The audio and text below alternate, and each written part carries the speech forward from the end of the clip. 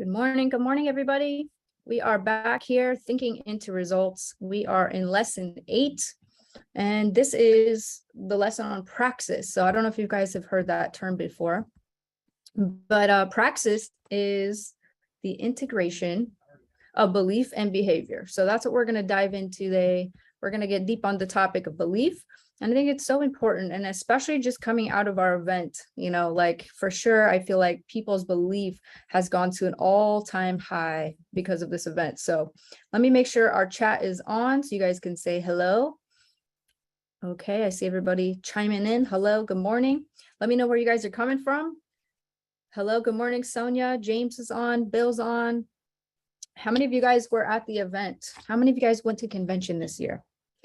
Drop an emoji if you were at the event physically.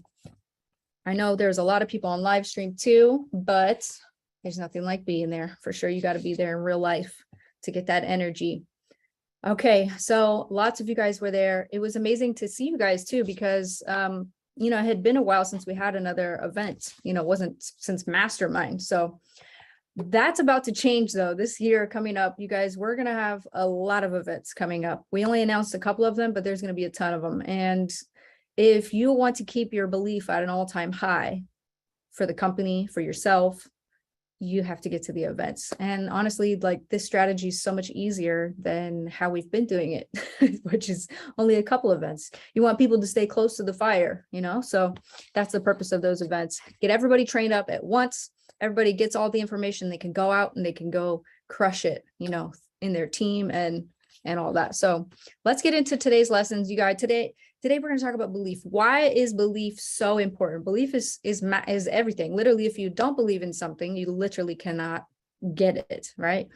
And so we have this habit, and I actually talked about this in our last convention, 2021. But we have this habit of relying on our sensory factors, right? So what we can see, hear, smell, taste, touch. We think if I can see it, then I'll believe it. If I can touch it, then I'll believe it's real. If I can feel it, then I'll believe it, right? But if you don't have the sensory factors for your belief, and what I'm saying is believing in something before you see it, most of the time people won't. They won't believe in that. And that creates a conflict within them. So what you have is people thinking consciously in their conscious mind, which is only 5% of your brain, right? In your conscious mind, you're thinking, yeah, I can do it. I can get the super fit. I for sure can do it. And then you go home and you take actions as if you don't actually believe that. So what happens? People come to events to get temporarily motivated, then they go home to become permanently lazy. Why is that happening? So we have the knowing doing gap. We talked about that in lesson 2, right? It's where you collect a lot of information. Maybe you go to school, you collect a lot of degrees, you have a lot of knowledge, but on the subconscious level, you don't have congruency. You don't actually know what to do with your knowledge, or you're not actually taking actions towards what you actually are saying that you believe, right? So you've seen this before. You've seen people that have been in the industry. They've been in for 10, 12, 15 years, and they've been the same rank for that amount of time. What's going on with that person? How come they can show up to every event? They're professional meeting attenders at this point, in their life, and they're constantly getting ready to work. They're prepared to work. They've got notes and pages and notes filled out. They're learning. They're just in constant study mode, right? They have all the knowledge. In fact, if there was a pop quiz on network marketing, they would ace that thing. And that's what we've learned in our educational system, is to learn things and then you get tested to see if you actually know it. Nobody's testing you if you can actually do it, right? So there's the difference. My parents were teachers when I was growing up, and they said those who can't do, teach. That's so messed up. That shouldn't be how it is. Like, I for sure don't want to learn from somebody that hasn't done it, right? In fact, Josh was in college, and he dropped out because he went to his professor and he said, okay, can you show me how to run a business? Can you show me, what are the things that you've done to implement to become successful? Like, you're teaching it, so for sure you should have that experience. And the teacher is like, no, I've never started a business. I only know how to start a business because of, paper, because I've learned how to do it. I've got family members that have doctorate degrees. They got so many degrees that it would take up this entire wall, and yet they're broke. Why is that? We learn you could have a whole degree in economics and still be broke.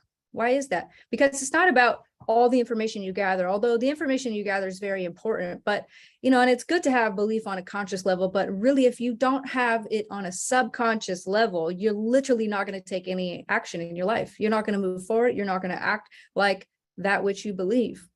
I'm going to say something that might touch a nerve here, but that's okay.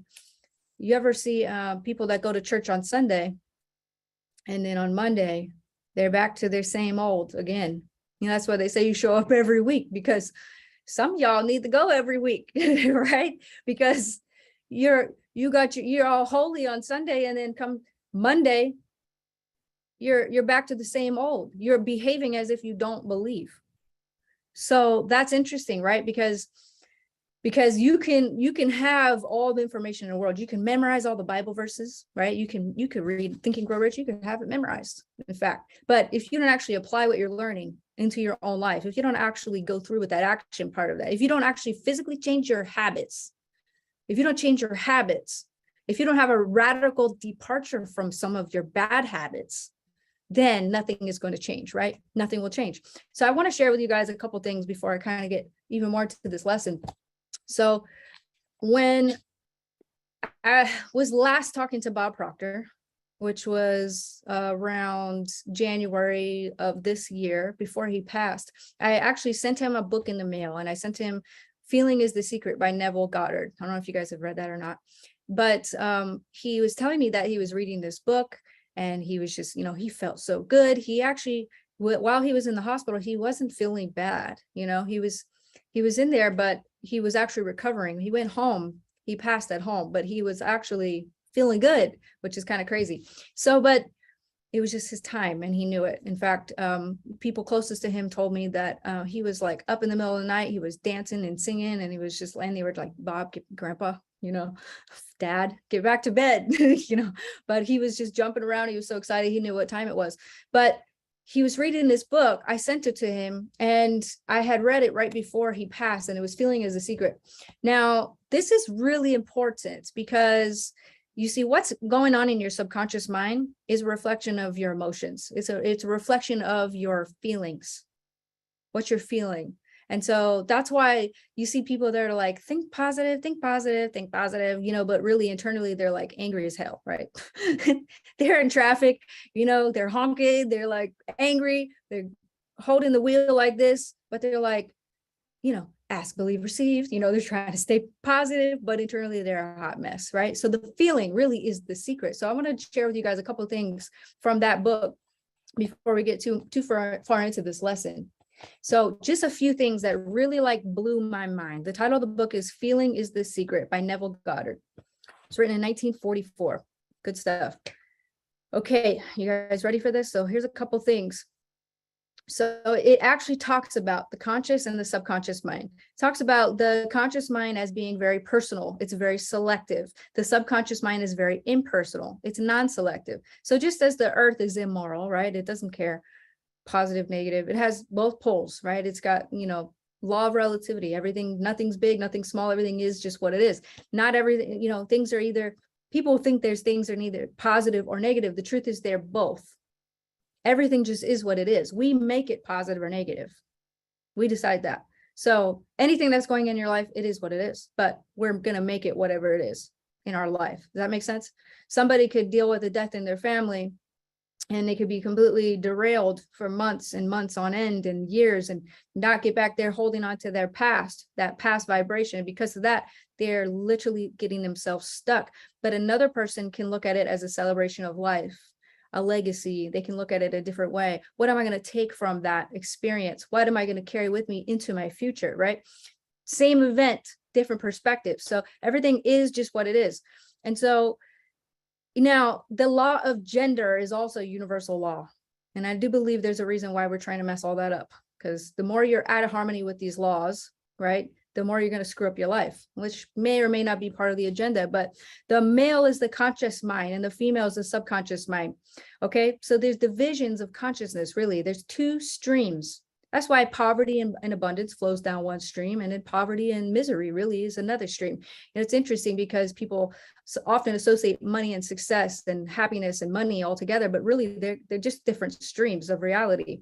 And so I was reading this book, And this is something that really stood out to me. And it said, therefore, through his power to imagine and feel, man has control over his own creation, what he's creating in his life. So whatever idea he's entertaining, or she, and feeling is what's going to dictate what's going to happen in their life next. The mechanism of creation is hidden in the depths of the subconscious mind, the female aspect, or the womb of creation. Something kind of crazy. I know a lot of people, when they think of the number 6, they automatically think, oh, that's evil, right? When you think 666, oh my gosh, that's, evil. Stay away from that number. We use it, you see it in Halloween houses and stuff like that. It's the association with darkness. You guys understand? What people think negatively, they have an association to that number. But really, if you look at the dimensions of reality, 6th dimension is the creation, is where creation happens. When you're making a baby, it's usually in the dark. The baby lives in the womb. That's creation. The 7th is the light that comes through when you can visibly see and perceive the creation. Anyway, I'm getting really deep into this, you guys, and we could go on. I can go on and on about this, but I want to get you guys the meat and the potatoes of this lesson today. So why is this so important? This is so important because feeling is the one and only medium. Your feeling, your subconscious mind is the medium which all ideas are conveyed into the subconscious. It's literally, so there's an unbroken connection between your feeling and the invisible world. Now, here's the interesting thing. The dominant of two feelings, the one that's the biggest feeling within you, is the one that's going to be expressed. So if you're like, I have doubts, but I really want to win, but I really deep down, I feel like I can't, but I really want to, and it's my wish, it's my desire, it's my goal. But you're reading your goal, right? And it doesn't really add up for you yet. It's on the gut feeling. It doesn't feel like it's totally there yet. The dominant of those two feelings is going to be the one that's expressed. Okay. So it doesn't matter if you're blue in the face saying what you believe into the mirror. If you never internalize that, then it doesn't happen. So this is a tricky thing for people because they want to know, how do I make it feel like it's real? I'm going to tell you guys. So a month before I walked into the gym and started exercising, a whole month, it took me 31 days. I had to read my goal card for 31 days before I felt like I was going to take action. So I did it just because I wanted to test this out to see if it really works, right? I wanted to know, because this is a big resistance for me. Because when I wake up in the morning, honestly, I want to pour my cup of coffee. I want to go straight into study. Like, I just want to study all day. That's like my passion. That's why I love to do that. And I like to create content and material to share with the world. So that's what I want to do when I wake up, right? I don't want to get up and go to the gym and delay my whole morning routine and then have to shower and then do my makeup and then finally get to study. Like, I don't want to do that. That's not naturally exciting for me. I'm not passionate about it. So I wrote it on a goal card, you guys. It took me 31 days before I was like, I need to get into the gym. And I had an urge to get into the gym. I had a feeling, and my subconscious was finally working. I had planted that idea in my subconscious mind, and through repetition, it finally manifested as action. So if you're wondering, how do I make it feel like that? How do I make myself feel that belief on a gut level? Repetition. There's only two ways. It's repetition and it's an emotional impact. Emotional impacts can be felt at events. Okay. So what you're repeating to yourself every single day and the events that you're attending in your business. If you do those two things, you will feel aligned with your goal. You will have belief in your goal, and eventually you will begin to carry out that action. Does that make sense, you guys? So I am is stronger than I am not. The wish needs to be is, not is not. So for instance, I am a powerful, successful, human being is much more powerful than I'm going to be. Because if you say I'm going to be, you're admitting to yourself that you are not now. So when you're talking about your goals, it has to be right now, because you see, the universe doesn't care about time. For instance, if you are in a spaceship, you're flying to the moon. Let's say you go all the way to Saturn, you come back, it's a different time on Earth, isn't it? It may have been 20 years have passed, even though it only took you a year and a half to get there and back. what the heck? So time doesn't exist. So if that's the case, then while time is the opposite of space, space is the opposite of time. So that means the past, the present, and the future are happening all at the same time. They're timelines we are jumping based on alignment, based on where our consciousness is. Now, I was also reading in this book, Feeling is the Secret, and this really blew my mind. And it said, consciousness is the only reality that ever exists. Consciousness. So what does that mean? If I take my pen and if I put it in a drawer like this, the pen doesn't exist anymore. What? Well, think about it. Now that I've opened this up, I've opened my drawer up. Now it's called into my observation and now it exists. So you're literally the only things that exist in your world are what you're experiencing right now. But everything lives on a frequency. It could be on the physical level or the spiritual level or onto the intellectual level. But if I call Jay Peso on the phone right now, I see his comments, so I'm just going to say, Jay, if I call him on the phone, I'm going to dial his frequency. His phone number has its own frequency and I can get him on the phone. But before I call him, he doesn't exist. He doesn't exist in my world right now. So literally only what you're currently perceiving, what you're currently putting your attention on, what you're currently focusing your mind on is what exists in your life right now. And so if you want to change the results of what you're observing, you have to change your beliefs in your conscious level. You got to internalize them on the subconscious level, and you have to start walking into that motion. You see, the universe has a law of cause and effect, right? Cause and effect. This is a universal law. You have to be in harmony with the law if you want to have anything happen in your life. You want to take control of the results in your life. Okay, so it's action, reaction. So some of y'all are waiting for the fire. You're freezing. You're broke, right? People are quitting your team. All these things happening. You have maybe everything's falling apart. You're freezing out there in the winter. And you're like, why won't my fire light? And you're like, haven't even put wood in the fireplace yet. You haven't even bothered to go find a match. You haven't even bothered to put any lighter fluid on there at all. Like, you're just waiting for somebody to light this match for you. Well, nobody's coming to light the match for you, because the way the universe works is you take the action first. You have to put your faith out there first. You have to walk, even though you may not see everything, you have to walk towards it first, and then it'll respond. There'll be a reaction. If you don't light the fire, it's not going to light itself. You have to light the fire. You have to feed the fire. You have to build the fire and keep it lit. And if you're fine, it's crazy, because if you look at the fingertip of somebody, there's more power in your fingertips than there are in the power that's required to light up Las Vegas for a week. Do you guys know how much potential power you have within you? And yet we don't use any of it. We use very, very small amount of it. So, for instance, if you go to the hospital, let's say you got a big cut on your hand. You cut yourself in the kitchen, right? You go into the hospital, you go in there, and they're sewing you up, right? They put the bandages on, they put the creams and all the stuff on there. What happens? Did the doctor come in and heal you? No. They have repaired you so that you can heal faster, but your body heals itself. Why do we think that we can heal a cut, but we can't heal cancer? Why do you think that we have the mental thing where we're like, well, we can cut, I got an ingrown toenail. I can heal that, right? That's small. I can heal that, but I can't heal my autoimmune diseases. Why? Why do we think that? We only think that because that's what we're programmed to think. You guys see breast cancer awareness. You guys see these campaigns that go out there, awareness. Why do you think they're awareness?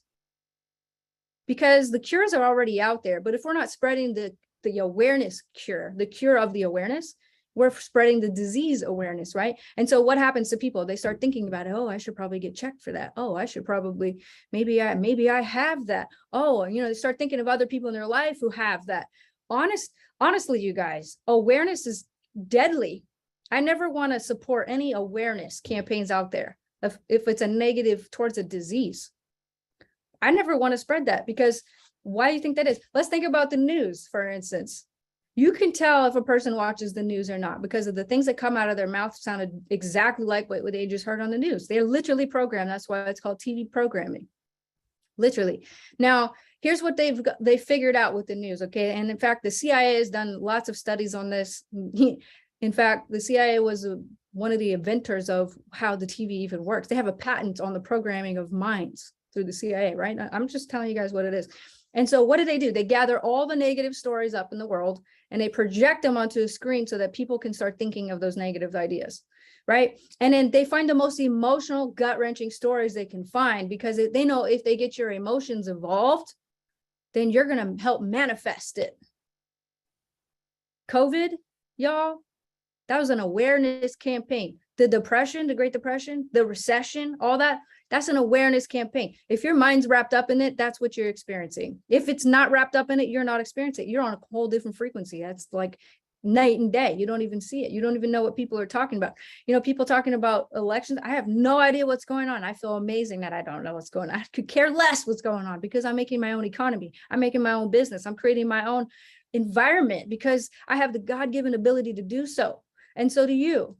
What's the difference between us and all of the other animals in the animal kingdom? Well, we have the ability to create our own environment. You know, all other animals operate on instinct. They don't even have to think about it.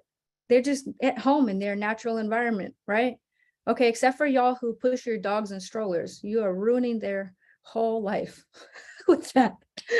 I had to say that, okay? But listen, I understand that. They're not at home in their environment. They've definitely adapted over time, but we create our own environment, right? And so if your body literally, so here's the other thing. People think that your mind is your brain. Your brain is no more your mind than your fingernail is, because mind is in every cell of the body. Mind body is one. Okay, so mind is in every cell of the body. Mind is movement, and the body is the manifestation of the movement. Does that make sense? Your body's an emotional filter, and it bears the mark of your prevalent emotions. That's why when Bob Proctor goes to seminars and stuff, he can go out to the crowd, he can read a person just like that, because what you see on the outside is what they're manifesting of what they have built upon on the inside. Their inside always is a reflection of what's on the outside. So here's the deal. If you feel intensely about a wrong without voicing it or expressing it, you're suppressing that emotion. Up here, you're like, yes, I'm going to be a super affiliate, but internally you're like angry because somebody left you when you were a child, and then you're looking for that self-fulfilling prophecy now in your team, right? You're looking for it in Josh and Jenna. You're looking for it in My Daily Choice. Oh, they forgot to pay me. We never forget to pay, but sometimes y'all set up your payments wrong and think it's us. Okay. But I'm just saying, you're going to look for that evidence in your life because of the drama that you hold within yourself. I always tell people, look at yourself like you're an air filter. Okay. If you're an air filter and all the things that are happening from your five senses are being collected into this air filter, right?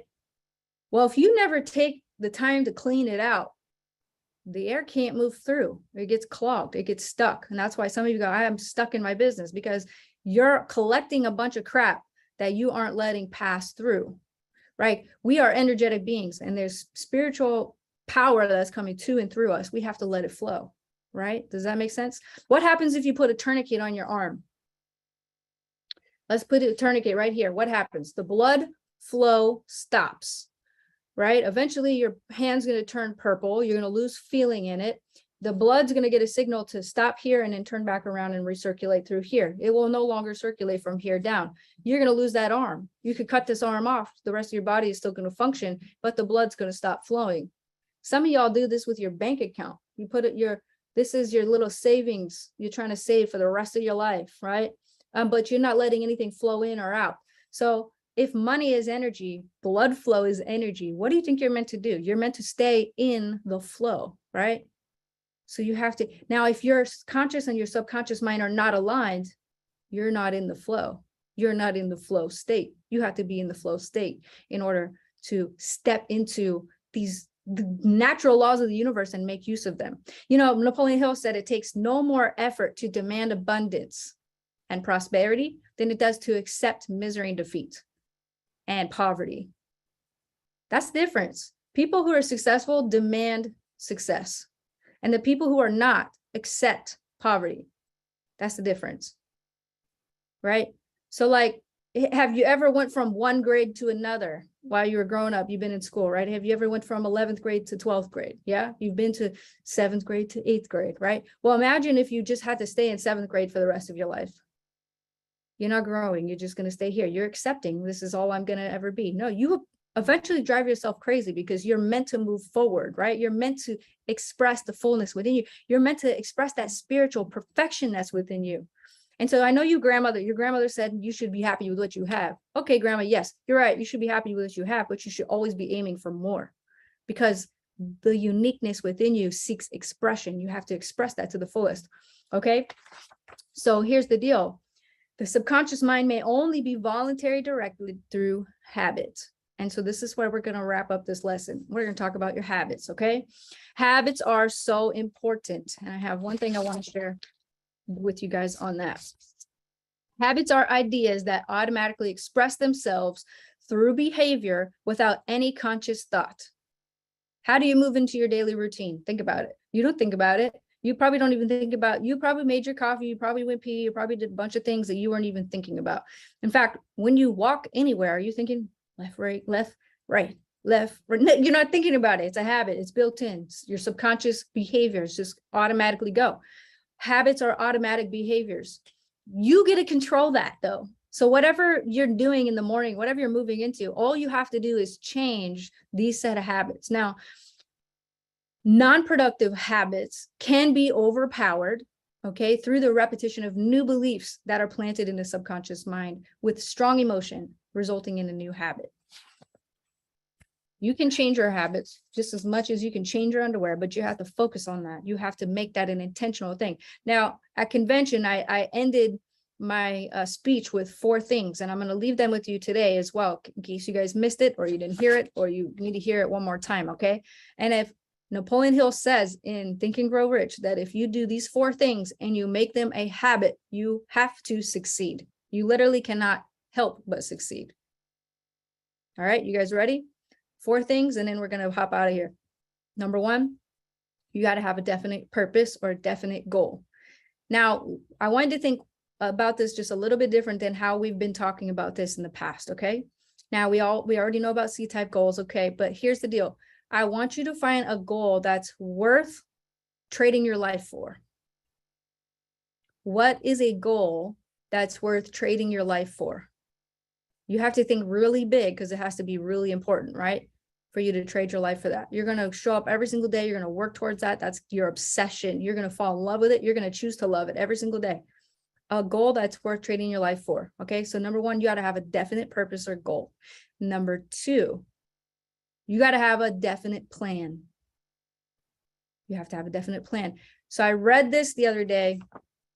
I'm going to share it with you guys because it was mind-blowing. Hold on. And it has to do with this plan really quickly.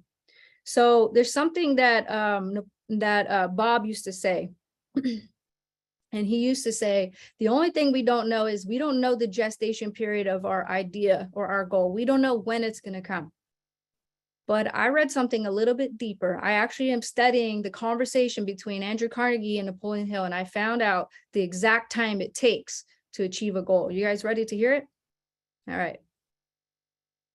Here we go. Let me find it really quick. This is what Andrew Carnegie said. Now, I don't know if you guys know this. Napoleon Hill was the reporter that interviewed Carnegie, who put together Think and Grow Rich. Okay. Now there's one more book. This is a major hack that Bob doesn't even talk about. So if you guys are listening, please listen up. The entire transcript of the conversation between Carnegie and Hill is in this book, which is Think Your Way to Health, or excuse me, Wealth, but health also works. Think Your Way to Wealth. Okay. So this is what Carnegie said to Napoleon Hill when he said, for when you're doing your plan, when's it going to take to show up? What's the time it takes to show up? He says this: the best way I can think of to describe the time necessary for the translation of a definite purpose into its physical or financial equivalent can be accurately stated by determining the exact time necessary to deliver the service or the equivalent in value one intends to give in return for the object of that purpose. You will hit your goal the moment you have rendered the service equal to that goal. If I want to earn $5 million a month, I have to render the service of $5 million worth of that a month. Does that make sense? So if you want to make $500 a month, what service do you have to give that's going to equal that? You want to know how long it's going to take, however long it's going to take you to put the service out there, because you have to give in order to get, right? So the number 2 on this list, the 4 keys to freedom. Number 1 is definite purpose. The next one is a definite plan. So you're developing a plan. How can I serve $5 million worth of people in action or service, right? Okay, so that's what your plan is going to be all about. For instance, I want to speak all over the world. I want to write another book. I already have the book in my mind. I just have to put it on paper. I'm going to develop courses. I'm going to go into seminars. I'm going to teach people. I'm going to mentor people. I'm going to do all these things. When I complete what I say I'm going to do, then I can have that money. Does that make sense? People are always like, oh my God, Jenna, $1 million a month, $1 million, blah, blah, blah, blah, blah. What did I have to do to get that? I had to serve that amount of people, right? So if you want to hit those goals, how many people you're going to have to serve? That's when you know it's going to show up. Okay. Number 3, and I'm only giving you 4 and then we're done. So number 3, close your mind of all negative influences or anything that is not in harmony with that which you desire. So it's not even necessarily about negative, positive, blah, blah, blah. It's whatever's not in harmony with that desire, whatever is not in harmony with it. Okay. So for instance, if your goal is to be ripped, right, in the gym, Jefferson Santos, right, every day, Aaron Parker, like that's your goal. Okay, then what you're probably not going to do is the night before, you're not going to drink a bunch of alcohol, right? You're just not going to do that because that's not in harmony with your goal. You're probably not going to eat a cheeseburger either, like the day of. Like you're just not taking those actions. Those actions are not incongruent with your goal. Does that make sense? So you're going to take a look at your actions and your habits and the things that are not in harmony with your goal. If you say you want to show up, you're going to be in a super affiliate. What do you have to do every single day? What actions do you have to take every single day to be in harmony with that goal? What do you have to do? You have to call a lot of people, right? You have to study, you have to show up, you got to work on yourself, you got to call your team, you have to taproot your leadership, right? You got to do all the things that a super affiliate would do. It's one thing to say it, but you got to walk through with it as well. And you have to shield yourself to anything that's not that. Some of y'all are like, dang, I got to get divorced. No, listen, you just have to shield your mind, right? You have to protect your mindset. You got to have that little safety right there where you're just not letting anything in. You see, your conscious mind is the guard for your subconscious. We get to choose what goes in and what doesn't go in, right? When you're watching TV, your conscious mind's turned off. It's only subconscious programming. So think about that when you put your kids in front of the TV. Think about that when you're sitting and watching something for the, at the end of the day. Think about what's going in, because you have to shield yourself from everything that's not in harmony with your goal. Does that make sense? That's number 3. Number 4, this is huge, because there's no way, shape, or form you're going to get super affiliate by yourself. You're not going to get master affiliate by yourself. You're not going to reach anything of significance on your own, period. You have to build a team.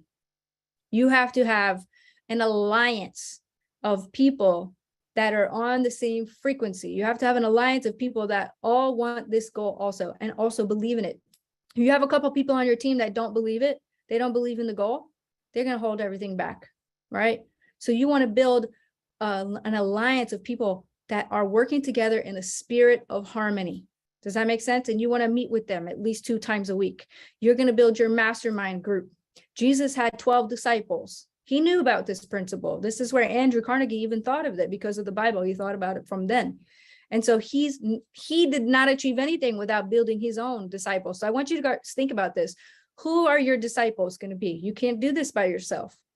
And if you're trying to be the anti-social affiliate marketer, internet marketer, I could just do videos and post and I'm going to be successful. You're not. You're really not.